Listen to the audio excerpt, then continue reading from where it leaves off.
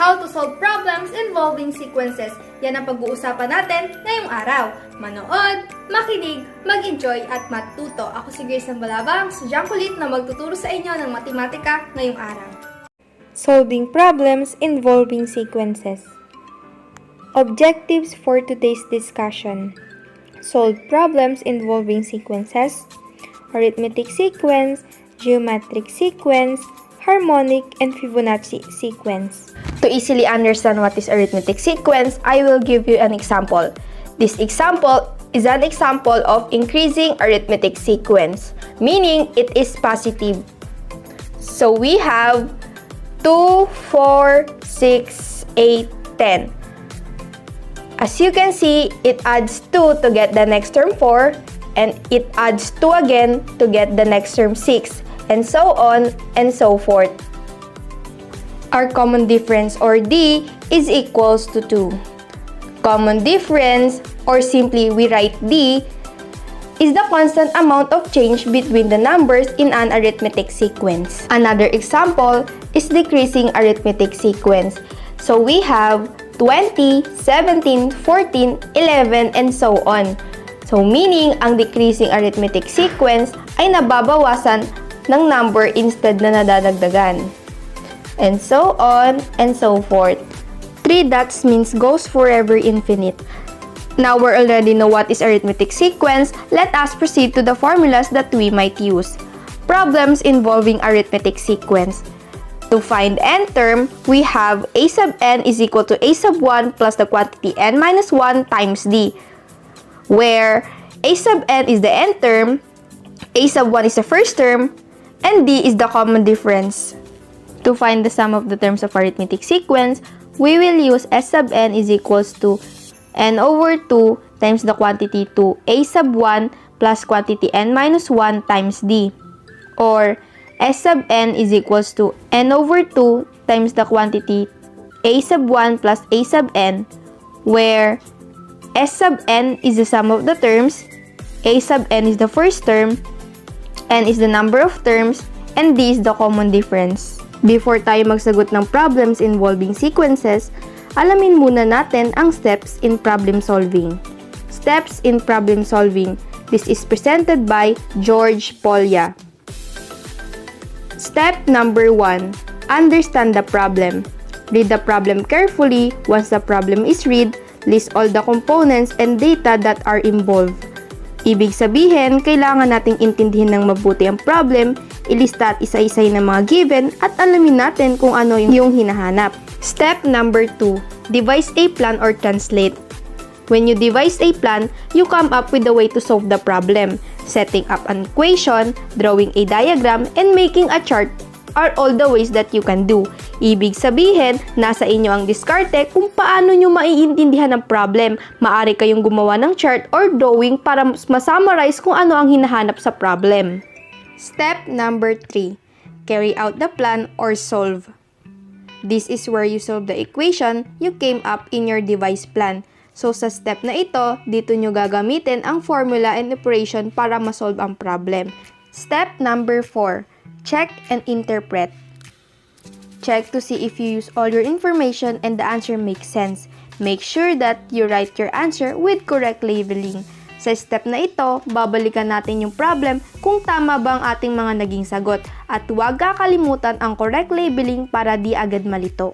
Again, the 4 steps in problem solving are: understand the problem, devise a plan or translate, carry out the plan or solve, look back, check, and interpret. Huwag kakalimutan ang step na ito upang mapadali ang pagsasagot natin sa problem solving. So let's proceed on example number 1. Problems involving arithmetic sequence. Lisa saved from her work allowance as follows: 500 on the first week, 1,000 on the second week, and 1,500 on the third week, and so on. How much was your total savings after 6 weeks? Given, we have the sequence 500, 1,000, and 1,500. Our a sub 1 is 500. Since yung 500 ay unang given sa ating problem, our n is 6 since we are finding for the 6 weeks. Our common difference D is equals to 500. Since 1,000 minus 500 will give us 500. 1,000 minus 500 will give us 500. 1,500 minus 1,000 will give us 500. Find S sub n is equals to S sub 6. Given S sub 6 is missing, A sub 1 is equals to 500, n equals to 6, common difference D is equals to 500. So for the solution, gagamitin natin ang sum of arithmetic sequence formula. So we have S sub 6 is equals to n over 2 times the quantity 2a sub 1 plus quantity n minus 1 times D. Sum of arithmetic sequence formula. Ngayon naman ay kailangan nating substitute ang mga given sa formula. So we have S sub 6 is equals to 6 over 2 times the quantity 2 times 500 plus quantity 6 minus 1 times 500. Substitution. Dahil na-substitute na natin ang mga given sa formula, ang susunod naman natin ay isi-simplified natin ito. So we have S sub 6 is equals to 6 over 2 times the quantity 1,000 plus quantity 5 times 500. Simplify. S sub 6 is equals to 6 over 2 times the quantity 1,000 plus 2,500. S sub 6 is equals to 6 over 2 times the quantity 3,500. 6 times 3,500 will gives us 21,000. 21,000 over 2. 21,000 divided by 2 will gives us 10,500. Therefore, the total savings of Lisa after 6 weeks was 10,500. Example number 2. Before a pageant begins, your trainer tells you to practice modeling. She suggests modeling for 20 minutes for first week. Each week thereafter, she suggests you to increase that time by 10 minutes. How many weeks will it be before you are up to 60 minutes modeling per day? So, para ma-solve natin ang problem na ito, gagamit tayo ng table. Meron tayong week 1, 2, 3, 4 hanggang umabot tayo ng 60 minutes. According to the problem, first week is 20 minutes. So, we write 20 on the table 1. Base sa sinabi sa problem, increase 10 minutes, increase means to add up. So, we add 10. 20 plus 10 will gives us 30. 30 plus 10 will gives us 40. 40 plus 10 will give us 50. And so on hanggang umabot tayo ng 60. Our common difference D is equals to 10. Given, we have A sub n is equals to 60, A sub 1 is 20, n is missing, and D is equals to 10. For the solution, we will use arithmetic sequence formula. So we have A sub n is equals to A sub 1 plus quantity n minus 1 times D. Ang next naman natin gagawin ay isa-substitute na natin yung mga given sa formula. We have 60 is equals to 20 plus quantity n minus 1 times 10. Substitution. Ang next naman ay isi-simplify na natin ito. So we have 60 is equals to 20 plus 10n minus 10. Simplify again, we have 60 is equals to 10n plus 10. Transpose positive 10 will gives us 60 minus 10 is equals to 10n. 60 minus 10 will gives us 50 is equals to 10n. Divide both sides by 10 will gives us 5. Therefore, you will practice modeling for 60 minutes per day on 5th week. So now, let's proceed on problems involving geometric sequence. Geometric sequence is a sequence where each term after the first is obtained by multiplying the preceding term by a non-zero constant called common ratio. To easily understand geometric sequence, look at this picture. As you can see, it uses multiplication to get the next term. Common ratio R is equals to 2. Common ratio, or simply we write R, is the number we multiply by each time in a geometric sequence. To find the nth term of geometric sequence, meron tayong formulang A sub n is equals to A sub 1 times R raised to n minus 1, where A sub n is the nth term, A sub 1 is the first term, and R is the common ratio. To find the sum of the geometric sequence, we have the formula S sub n is equals to A sub 1 times the quantity 1 minus R raised to n all over 1 minus R. Take note, r should be not equal to 1, where s sub n is the sum of the terms, a sub n is the nth term, a sub 1 is the first term, n is the number of terms, r is the common ratio. Now we're already know geometric sequence. Let's try example number 1. Sammy is starting a big company. He considered himself as first recruited member. His plan is for every member recruited on the first month to recruit 5 new members the next month. Suppose Sammy is the only member recruited in the first month. How many members will have to be recruited on the 6th month? Given, we have a sequence 1 and 2. A sub 1 is equals to 1 since si Sammy lang ang unang member na meron sa kumpanya, and is equals to 6 dahil ang hinahanap natin ay pang 6th month. R is equals to 5 since ang bawat member ay magre-recruit ng 5 new members. So for the solution, we will use geometric sequence formula. So we have a sub n is equals to a sub 1 times r raised to n minus 1 geometric sequence formula. Ang next naman natin gagawin ay i-substitute ang mga given sa formula. So we have a sub 6 is equals to 1 times quantity 5 raised to 6 minus 1. Substitution. Next, we need to simplify it. So we have a sub 6 is equals to 1 times quantity 5 raised to 5. Simplify. We have a sub 6 is equals to 1 times 3,125.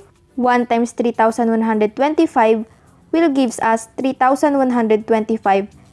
Therefore, there will be 3,125 members to be recruited on the 6th month. Let's have example number 2. A group of singers who sing at tawag ng tanghalan during the month of January. Doubles every week. If there are 6 singers for the first week of January, how many singers will be there on the 7th week? What will be the total after the 7th weeks of January? Para masolve ang problem na ito, gagamit tayo ng table para i-represent ang mga given. Meron tayong week 1, 2, 3 hanggang umabot ng 7. According to the problem, meron tayong 6 singers for the first week, so we write 6 on the first table. At kung babalikan din natin ang problem, it states that it doubles every week, so times 2. 6 times 2 will gives us 12. 12 times 2 will gives us 24, and so on and so forth. Common ratio R is equals to 2. Given, we have a sub 1 is equals to 6, R is equals to 2, and is equals to 7. Find a sub 7 and s sub n. Dahil ang hinahanap natin ay kung ilang singers meron sa 7th week at ilan ang total singers sa buong January noong 7th weeks. So for the solution, we will use geometric sequence formula. We have a sub n is equals to a sub 1 times r raised to n minus 1. Geometric sequence formula. Next, we need to substitute all the given to the formula. We have a sub 7 is equals to 6 times quantity 2 raised to 7 minus 1. Substitution. Next, we need to simplify it. We have a sub 7 is equals to 6 times quantity 2 raised to 6. Simplify. Solve. So we have a sub 7 is equals to 6 times 64. 6 times 64 will gives us a sub 7 is equals to 384. Therefore, there will be 384 singers on the 7th week. Dahil nahanap na natin kung ilang singers meron sa 7th week, hanapin naman natin kung ilan yung total sum ng mga singers within 7 weeks. So we're going to use the sum of geometric formula. We have s sub n is equals to a sub 1 times the quantity 1 minus r raised to n all over 1 minus r. Sum of geometric sequence formula. Substitute ulit natin ng mga given sa formula. So we have s sub n is equals to 6 times the quantity 1 minus 2 raised to 7 all over 1 minus 2. Substitution. Next, we need to simplify it. So we have s sub n is equals to 6 times the quantity 1 minus 28 all over negative 1. Simplify. Let's solve. So we have s sub n is equals to 6 times the quantity negative 127 all over negative 1. 6 times negative 127 will gives us S of n is equals to negative 762 over negative 1. To solve, we have S of n is equals to 762. Therefore, the total number of singers after 7 weeks is 762. Now we already know geometric sequence. Let us proceed to our last discussion, which is harmonic and Fibonacci sequence. Harmonic sequence is a sequence such that the reciprocals of the term form an arithmetic sequence. Reciprocal means two number whose product is 1. Sa madaling salita, ang reciprocal ay kabaliktaran ng numerator at denominator. To easily understand harmonic sequence, please look at this picture. Sa nakikita natin, kapag binaliktad ang denominator sa numerator ay nakakabuo tayo ng arithmetic sequence. Naging iba lang dahil nadagdagan ng numerator ang harmonic sequence. So, our reciprocals are 4, 7, 10, 13, and 16. This is a arithmetic sequence. So, ibig sabihin, si harmonic sequence is related sa arithmetic sequence. Para mas maintindihan natin ang problem involving harmonic sequence, laging tatandaan, in solving harmonic sequence, use the concept of arithmetic sequence. Now, we already know harmonic sequence. Let's try to answer example number 1. What is the fifth term in the sequence? 1/2, 1/4, 1/6, 1/8, and so on and so forth. Given, we have harmonic sequence 1/2, 1/4, 1/6, 1/8. So, dahil kailangan natin gamitin ng concept ng arithmetic sequence, alamin natin ng kanyang reciprocal. Reciprocal, 2, 4, 6, 8. This is arithmetic sequence. Dahil meron tayong reciprocal, so we have a sub 1 is equals to 2, n is equals to 5, common difference d is equals to 2. Since 4 minus 2 is equals to 2, 6 minus 4 is equals to 2, 8 minus 6 is equals to 2. Therefore, the value of common difference d is equals to 2. Dahil hinahanap ang value ng fifth term, we will find a sub 5. Solution to find a sub 5, given a sub 1 is equals to 2 and is equals to 5, d is equals to 2. To find a sub 5, we will use arithmetic sequence formula. So we have a sub n is equals to a sub 1 plus the quantity n minus 1 times d. This is arithmetic sequence formula. Next, we need to substitute all the given in our formula. So we have a sub 5 is equals to 2 plus the quantity 5 minus 1 times 2. Substitution. Next, we need to simplify it. So we have a sub 5 is equals to 2 plus the quantity 4 times 2. Simplify. Solve. So we have a sub 5 is equals to 2 plus 8. We have a sub 5 is equals to 10. Is that the answer? If your answer is no, then your answer is correct because we're finding the reciprocal. So the reciprocal of 10 is 1 over 10. Therefore, the fifth term of the harmonic sequence is 1 over 10. Now we already know harmonic sequence. Let us proceed to Fibonacci sequence. Please take a look with this sequence. 5, 8, 13, 21, 34, and 55. Sa tingin mo, meron ba tong common difference para maging arithmetic sequence? Or meron ba tong common ratio para maging geometric sequence? Kapag ba hinanap natin ang kanyang reciprocal, makakagawa tayo ng harmonic sequence? If your answer is none of the above, then your answer is correct because this is Fibonacci sequence. Fibonacci sequence is a sequence where each number is the sum of two preceding terms starting from 0 or 1. So for example, we have 0 and 1. 1 plus 0 will gives us 1. 1 plus 1 will gives us 2. 2 plus 1 will gives us 3. 3 plus 2 will gives us 5. 5 plus 3 will gives us 8. And so on and so forth. Now we're already discussed Fibonacci sequence. Let's have example number 1. Given the Fibonacci sequence 5, 8, 13, 21, 34, 55, find the next two terms. Since 8 plus 5 is equals to 13, 13 plus 8 is equals to 21, 21 plus 13 is equals to 34, 34 plus 21 is equals to 55. 55 plus 34 is equals to 89. 89 plus 55 is equals to 144. Therefore, the next two terms are 89 and 144. To summarize our lesson, arithmetic sequence has the common difference D. Uses addition to get the next term. Finding n-term formula, a sub n is equals to a sub 1 times the quantity n minus 1 times D. Finding the sum of arithmetic sequence, we have s sub n is equals to n over 2 times the quantity 2a sub 1 plus quantity n minus 1 times D, or s sub n is equals to n over 2 times the quantity a sub 1 plus a sub n. Geometric sequence has the common ratio r. Uses multiplication to get the next term. To find the n term, we will use a sub n is equals to a sub 1 times the quantity r raised to n minus 1. To find the sum of geometric sequence, we will use s sub n is equals to a sub 1 times the quantity 1 minus r raised to n all over 1 minus r. Harmonic sequence is related to arithmetic sequence, almost the same with arithmetic sequence.